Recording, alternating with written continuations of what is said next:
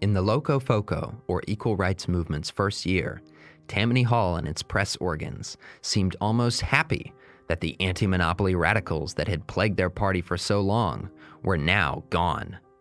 Following the Candlelight nominating convention, Tammany tried to carry on business as usual. They clamped down on office holders, demanded partisan loyalty, slandered disorganizers at every turn, and forced through the slate of bank Democrats. The regular democracy's ticket was elected in a clean sweep.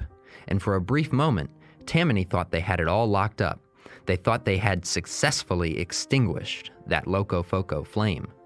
The Tammany sachems could not have been more profoundly mistaken.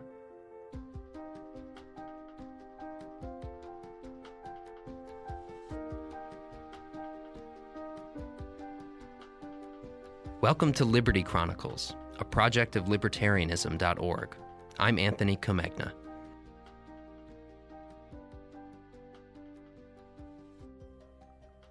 America's first identifiably libertarian movement was born in Candlelight on the 29th of October, 1835.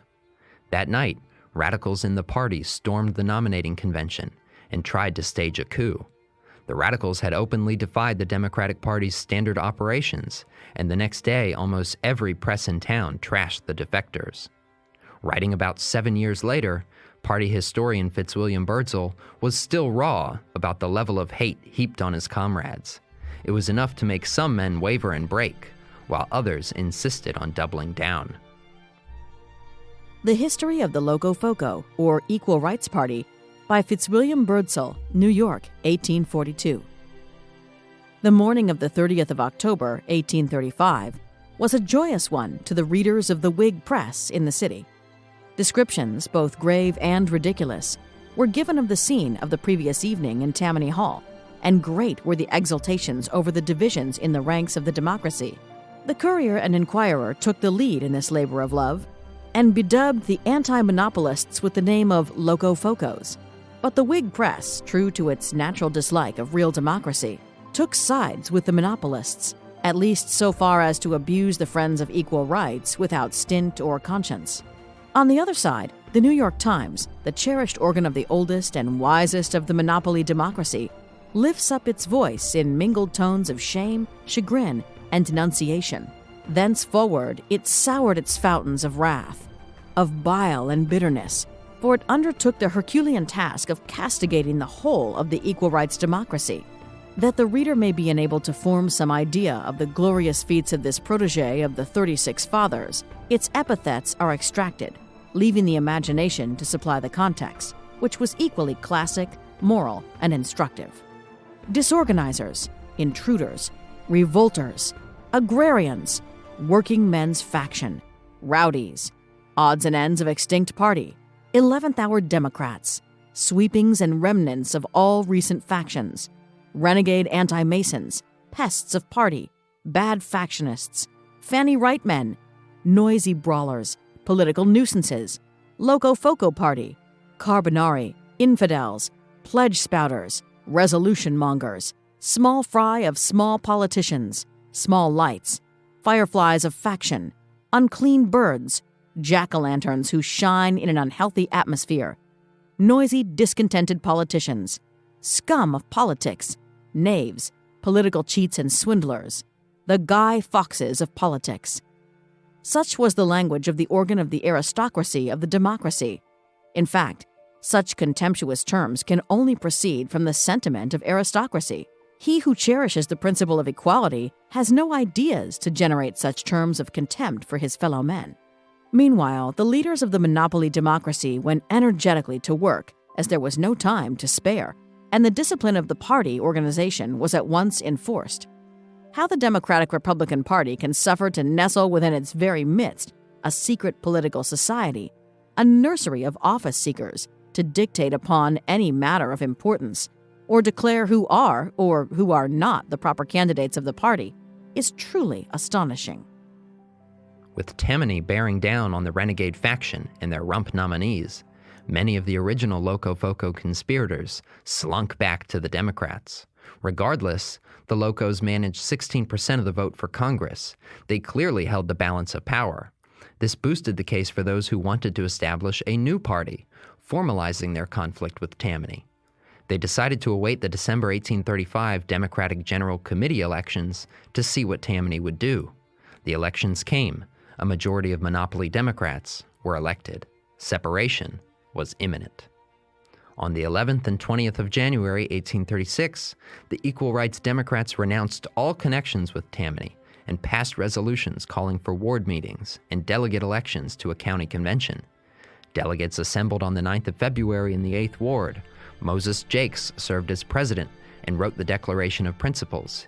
He was history embodied. Moses's father was a colonel in the New Jersey militia during the Revolution. The elder Jacques so trusted his 10-year-old son that he employed the boy to carry military dispatches on horseback to General Washington. Moses became the stuff of legend, the patriot boy of the Revolution. Byrdsall flatly stated they never had another visible leader among them. Throughout the winter of 1835 to 36, the newly minted Equal Rights Party established a party structure, including the election of officers, a finance committee, and a party constitution. Fitzwilliam Byrdsall was chosen as the party's recording secretary, which made him the party's natural historian 6 years later. Party meetings proceeded in egalitarian fashion, with each man in attendance given an equal opportunity to express his views without prejudice. Freedom of expression and democratic organization became the great idols of the Equal Rights Organization, to the extent of religiosity. Advocates like Byrdsall drew direct comparisons to the trials of early Christians. Loco-Focoism, like Christianity, was a moral and spiritual movement, even more so than an attempt at political change. Christ was born in some Middle Eastern manger, and the Loco-Foco movement was born in New York's Military and Civic Hotel. Henceforth, every Loco-Foco found himself on the broad platform of equality of position, as well as of rights, there being no preferred men to vamp up matters by authority, and thus sink the individual citizen in his own eyes by imparting the character of irregularity to any of his political movements. This elevated him to his rightful position, so that independence of mind and freedom of debate followed as natural consequences. Hence, there was no such thing as attempting to put a man down at a Loco-Foco meeting, for each auditor felt that the rights of the speaker and his own rights, as well as political position, were the same and exactly equal. And as each man saw and knew that his rights were regarded as sacred, that he would be listened to by all, he had strong inducements to think before he spoke. In short, Loco-Foco meetings were the best of political schools, and the old Military and Civic Hotel was the arena for more discussion on principles, measures, and men than the headquarters of either the Whigs or monopoly Republicans. But it is due to those whose history this book professes to be that the old headquarters of the equal rights democracy should be described.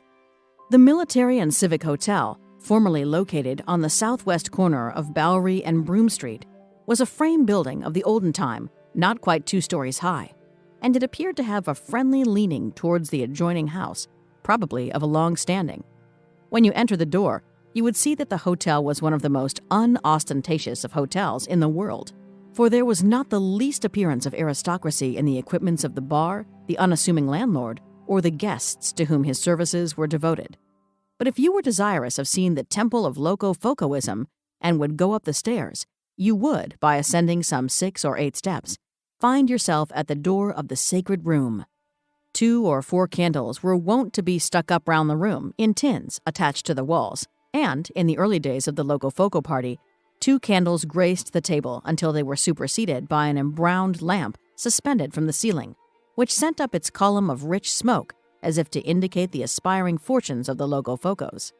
There was a platform large enough for a small table and 3 or 4 chairs to stand on, and this humble enthronement for officers of meetings was the only aristocratic or monarchic furnishment of the sanctorum. Yet it was here that pure democracy was preached, and it was here that enthusiasm was enkindled for the glorious principle of equality of rights, and often have the old window sashes, in the time-seasoned, shrunken casements, rattled front and rear in unison with the heartfelt applauses given in the great cause of human rights. The founder of Christianity was born in a manger, and it is perfectly in character that the principles of Christian democracy should be proclaimed in such humble places as the Military and Civic Hotel. And now, gentle reader, you are requested to contemplate the glorious spectacle of a little bed of men contending against two great political parties for the sake of principles only. There was no prospect of success as a party, no chance of electing to office, and yet this little band performed the arduous labor and incurred with heavy expense of 2 elections each year, which required the energy and means of the greatest parties to sustain. But this little band felt and knew they had a just and righteous cause in their charge, and many of them disinterestedly devoted their best energies, and most of them gave all they could spare from their scanty means, for they were animated by a noble enthusiasm which had its origin from a higher source than self-seeking, office, or profit. The difficulties they had to encounter, the sacrifices they had to make, and the slanders they had to bear from every point of the political compass inspired them to higher virtue and to greater efforts. Locos selected William Leggett for the mayoralty in 1836. He declined because of ill health and duties to the Evening Post, so the nod went to Alexander Ming Jr. Ming lost along with the rest, but the Equal Rights Party still controlled the balance of power and even helped split the city council between Whigs and Democrats. This moment of perceived success in city politics prompted the call for a state convention in Utica, held on the 16th of May, 1836. After more than a month and 16 meetings, the county convention concluded its business, and the Presidential Search Committee promptly sent letters and copies of the party Declaration of Principles to Richard M. Johnson and Martin Van Buren. The Declaration of Principles itself was a thorough expression of radical republicanism in the mold of Jefferson and Paine, updated with anti-corporate class theory. The Equal Rights Party demanded that candidates approve the document. Richard M. Johnson endorsed it and discussed his own politics at length. Van Buren's letter somewhat tersely referred the Locos to his public record. He intimated that he would have more to say on the matters of money and banking, but eager listeners would have to wait to hear them discussed any further. Disappointed with Van Buren's equivocation, the purist wing insisted on a Johnson-Van Buren ticket.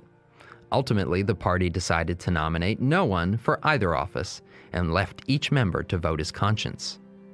During the state convention at Utica in September 1836, 93 delegates unanimously adopted a resolution to officially establish a separate party organization, the Equal Rights Party, and passed a Declaration of Rights strikingly similar to the previous Declaration of Principles.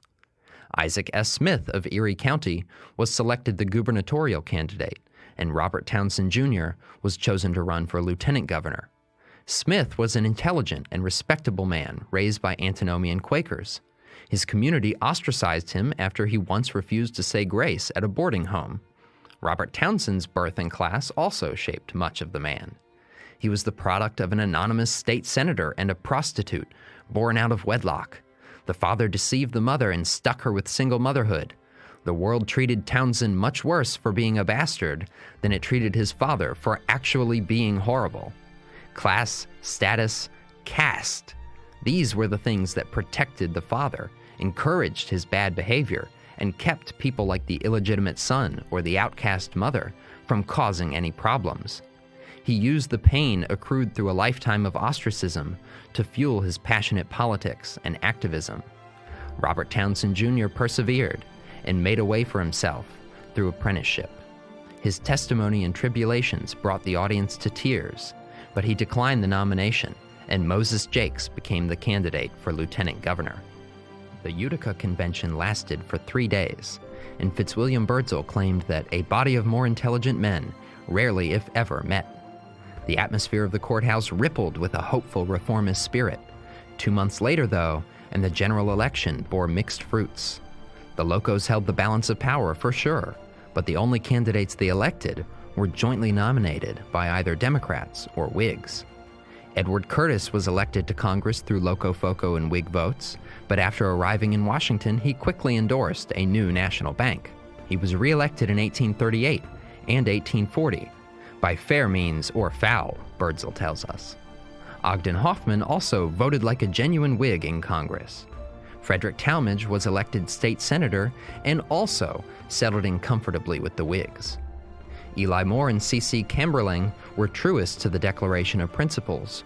Moore failed his bid for re-election in 1838, but Chamberlain continued to be the Loco-Foco favorite in Congress. He later served as Van Buren's minister to Russia. He attended the 1848 Baltimore Convention as a barn-burning Van Buren delegate. He joined the Free Soil secession that year and participated in the reunion of New York Democrats behind Franklin Pierce in 1852. All stories in the later history of Loco-Focoism we will cover in due time. Assemblyman Robert Townsend Jr. and Clinton Roosevelt were the next most significant success stories. Though both parties joined to squash their re-election hopes, Townsend and Roosevelt proved it was possible to win office, fulfill your time, and come out of politics as principled as when you entered. But principles could only carry the Loco-Focos so far. In 1837, the worst business panic in American history until the 1920s struck New York first and worst. Poor harvests and crunched credit markets combined to produce a flour shortage that winter. Loco-Focos applied liberal critiques of the corporate state to understand their suffering. A simple phrase from one park meeting banner put it simply: as the currency expands, the loaf contracts.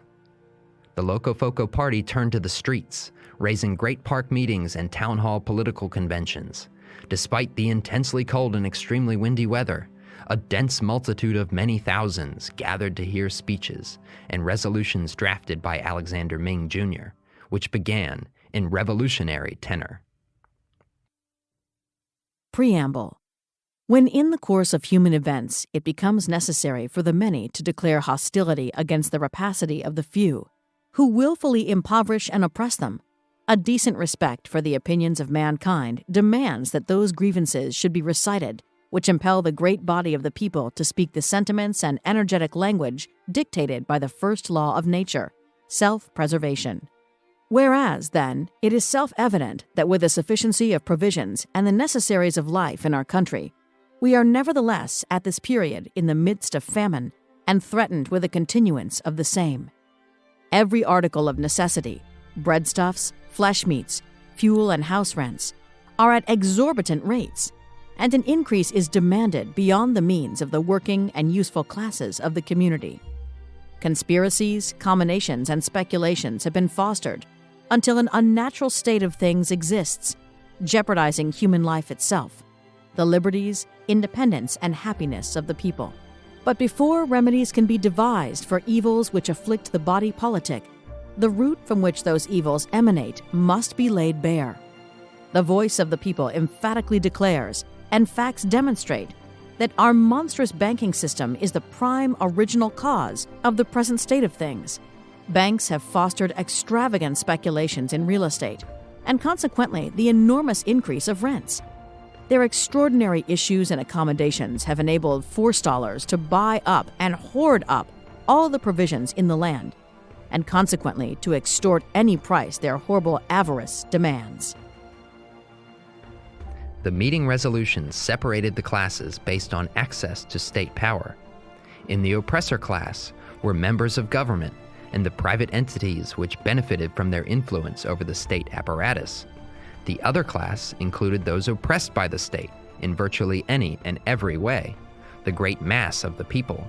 The flour shortage resulted from the distorting effects of government influence on the money supply and commodity prices, including protecting reckless lenders who now suspended specie payments.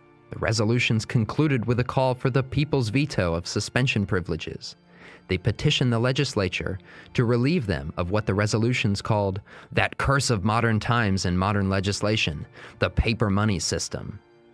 At the end of official business, a number of people joined the crowd in the park, and an unknown man mounted the stage to incite a riot.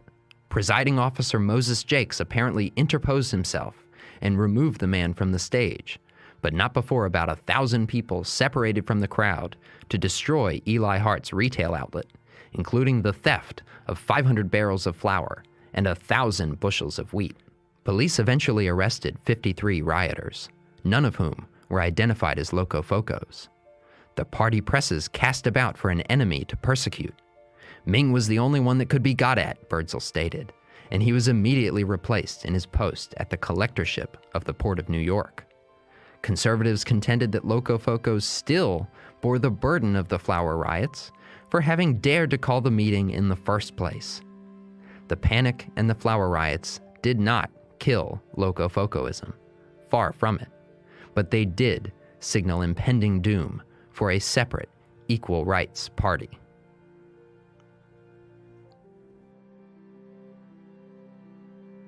Liberty Chronicles is a project of libertarianism.org. It is produced by Tess Terrible. If you've enjoyed this episode of Liberty Chronicles, please rate, review, and subscribe to us on iTunes. For more information on Liberty Chronicles, visit libertarianism.org.